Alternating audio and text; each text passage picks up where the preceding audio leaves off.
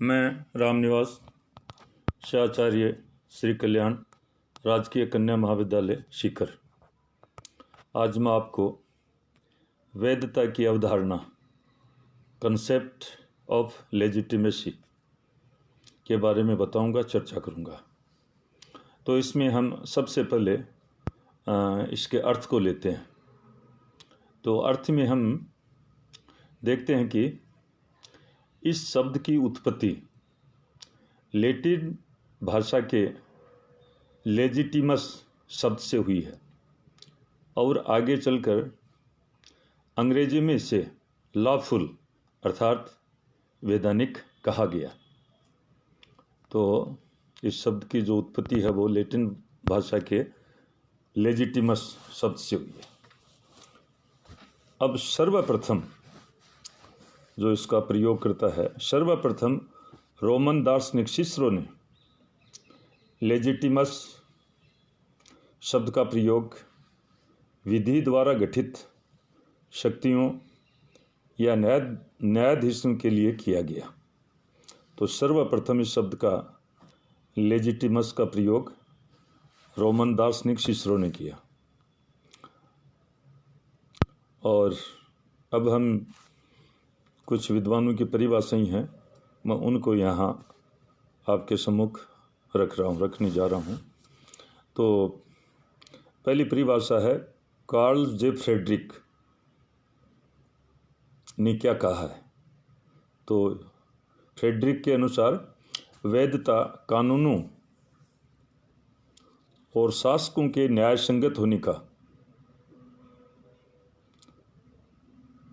ऐसा प्रतीक है जो उनकी सत्ता में वृद्धि करता है। तो फ्रेडरिक साहब ने ये अपने शब्दों में इस प्रकार से इसको बताया है, रेखांकित किया है।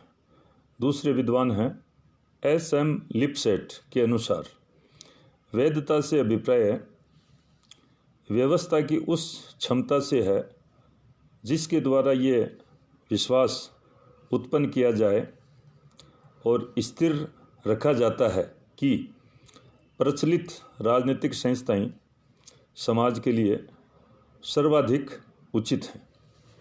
तो लिपसेट साहब ने भी बहुत ही अच्छे शब्दों में इसको परिभाषित किया है कि कोई सिस्टम है, व्यवस्था है, उसकी क्षमता से इसका अभिप्राय लिया गया है और उस क्षमता के साथ वहाँ पर ये विश्वास पैदा किया जाता है और उसमें विश्वास पैदा किया जाता है और स्थिर रखा जाता है कि जो सिस्टम काम कर रहा है, जो प्रचलित राजनीतिक संस्थाएं हैं, वो समाज के लिए बहुत ही लाभदायक हैं, इम्पोर्टेंट हैं, महत्वपूर्ण हैं, सर्वाधिक उचित हैं।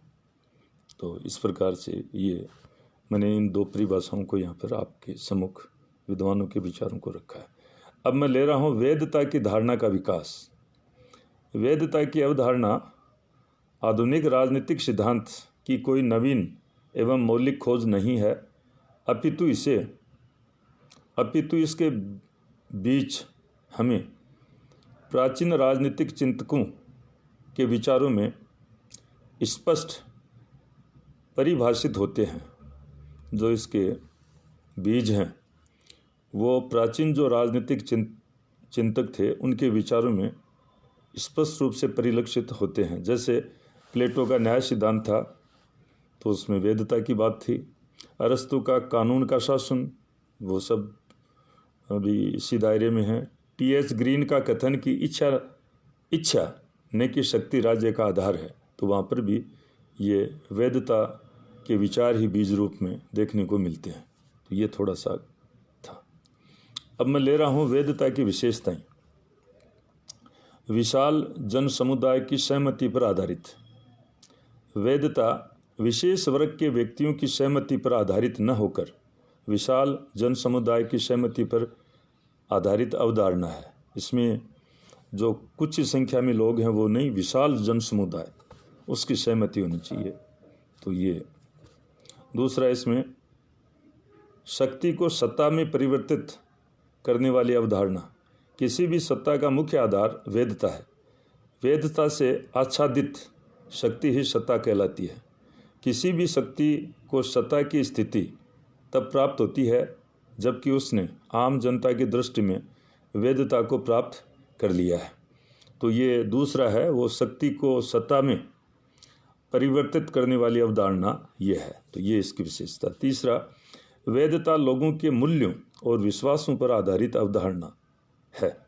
किसी राजनीतिक व्यवस्था की वेदता इस बात पर निर्भर करती है कि वहाँ के लोग अपने मूल्यों और विश्वासों के आधार पर उस व्यवस्था को किस सीमा तक वैध समझते हैं। तो लोगों के जो वैल्यूज हैं, विश्वास हैं, उन पर आधारित है वेदता, कि वो जो चल रही है, जो राजनीतिक व्यवस्था, जो सिस्टम काम कर रहा है, वो लोगों के अनुकूल है कि नहीं है, या लोग उसको अपने विश्वास और मूल्यों के आधार पर कितना वैध समझते हैं। तो ये सारा सब उन लोगों के विश्वासों पर आधारित अवधारणा है। वो विश्वासों पर खरा उतरती है तो उसकी अच्छी स्थिति होती है, वो राजनीतिक व्यवस्था है वो मजबूत कहलाएगी। और विश्वास नहीं है, जैसे 1975 का इलाहाबाद हाई कोर्ट का निर्णय इंदिरा गांधी जी के चुनाव को लेकर था, तो उसके बाद में उन्होंने इमरजेंसी लगाई। तो इमरजेंसी के बाद आपातकाल का लगाना भी वो वैधता प्राप्त नहीं था। फिर वो सत्ता में बनाए रखना, तो वो थोड़ा सा के यहाँ की जनता, लोगों के विश्वास और मूल्यों वाली बातों के अंतर्गत फिट नहीं बैठा। परंतु फिर बाद में उन्होंने 77 में चुनाव करवाए। उसके बाद में वो जो सरकार नई आई वो वैधता वाली थी, वो लोगों के मूल्य और विश्वासों पर। तो इस प्रकार से ये यहाँ पर देखा जाता है। राजनीतिक शक्ति का आधार सार्वजनिक कल्याण। राजनीतिक व्यवस्था में नेताओं का ये प्रयास रहता है कि समाज में विद्यमान विभिन्न संघर्षों के समाधान के लिए सरकारी शक्ति का प्रयोग किए जाने पर उसका आधार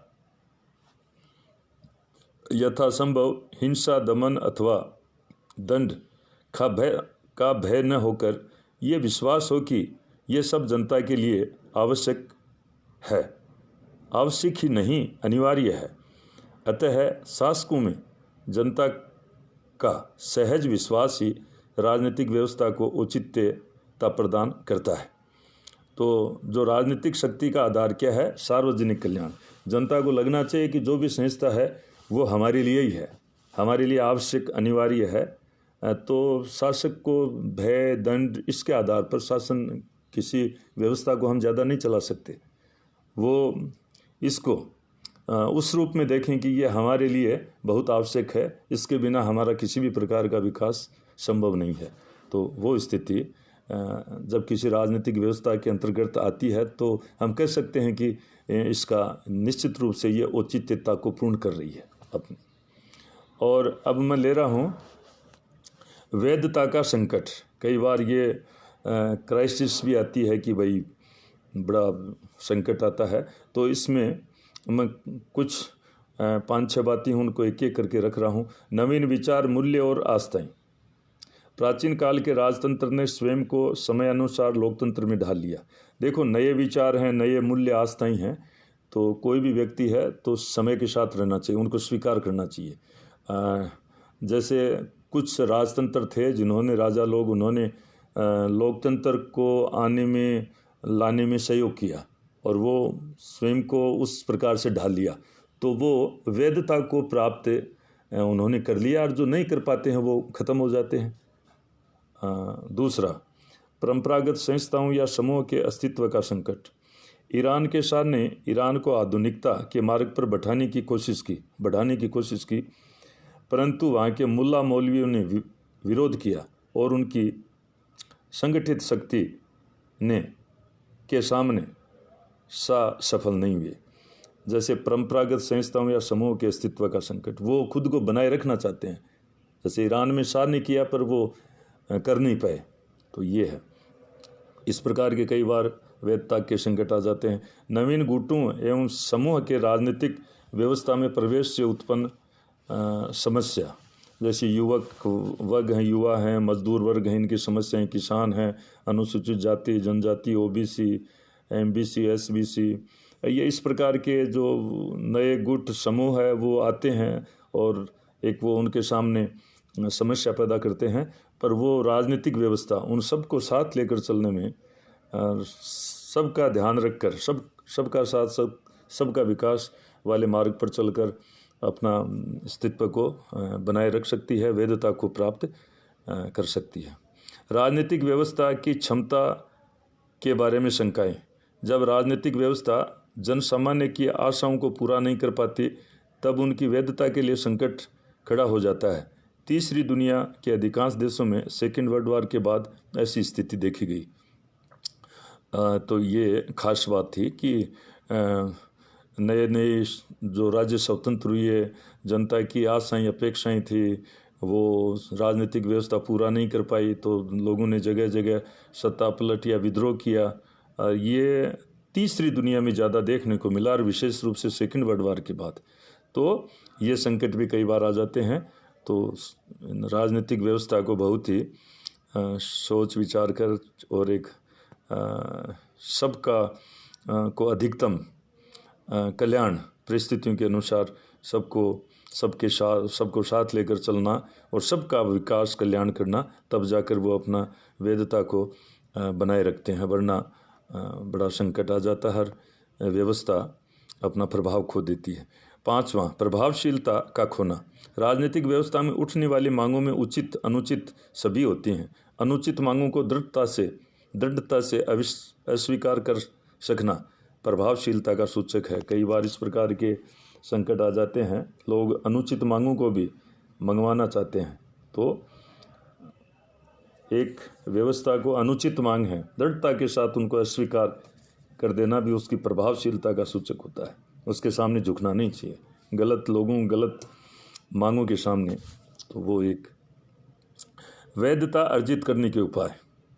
परिवर्तित परिस्थितियों और विचारों के अनुरूप ढलना। यदि किसी राज्य व्यवस्था में बदलती हुई परिस्थितियों के अनुरूप अपने आप को ढलने की लोचशीलता नहीं है तो उस व्यवस्था की वैधता खतरे में पड़ सकती है। दूसरा, परंपराओं और राजनीतिक विरासत की रक्षा। जैसे गांधी जी, हिंदू मुस्लिमों का साथ रहना, उसको बनाए रखना चाहिए। गांधी जी को सदैव सर्वोच्च शिखर पर रखना चाहिए मार्गदर्शक के रूप में। संवैधानिक व्यवस्था की रक्षा। संविधान और देश के कानून हैं, उनकी सबके द्वारा रक्षा की जानी चाहिए। राजनीतिक व्यवस्था की प्रभावशीलता को बनाए रखना। नागरिकों के जीवन, संपत्ति, हितों की रक्षा में वृद्धि करनी चाहिए, जिससे राजनीतिक व्यवस्था की प्रभावशीलता, उपादेयता बराबर बनी रहे। शस्त्र सेनाओं को राजनीतिक निर्णय प्रक्रिया से दूर रखना। और इसके लिए कहा जाता है कि सैनिक सत्ता राजनीतिक सत्ता के अधीन होनी चाहिए। यह नहीं कि पाकिस्तान जैसा देखने को मिले, करने को मिले। पाकिस्तान में राजनीतिक निर्णय भी सेनाएं लेती है, तो ये बहुत गलत हो जाता है।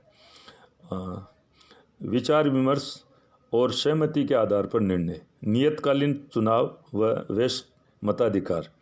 जो विचार विमर्श और सहमति के आधार पर निर्णय, तो अपना जो ये चुनाव है और चुनाव के लिए वैश्विक मताधिकार, तो ये बहुत सुलझा हुआ निर्णय हो जाता है। कोई भी मांग है, कोई भी निर्णय है, तो उसको लेने के लिए इससे सुंदर कोई और उपाय, रास्ता, प्रक्रिया होती नहीं है। तो समय पर चुनाव होना और चुनाव में भाग लेने के लिए जो युवा हैं, वैश्विक मताधिकार सबको, ये नहीं कि कुछ ही लोगों को मताधिकार, तो वो जिससे एक व्यवस्था, उसकी वैधता बनी रहती है। बहुमतता। वैसे तो सभी की सहमति होनी चाहिए, परंतु ये दुष्कर कार्य है, ऐसा संभव नहीं है। अनेक प्रकार की दिक्कतें आती हैं इसमें, अतः बहुमत के आधार पर निर्णय लिए जाएं। तो इस प्रकार से आज आप सबके सहयोग से मैंने वैधता की अवधारणा, कंसेप्ट ऑफ लेजिटिमेसी के बारे में आपको बताया, चर्चा की। आपने ध्यानपूर्वक सुना और समझने का प्रयास किया, इसके लिए आप सबको बहुत बहुत धन्यवाद। और मैं इसके साथ ही मेरी वाणी को विराम देने जा रहा हूँ। एक बार पुनः आप सबका धन्यवाद।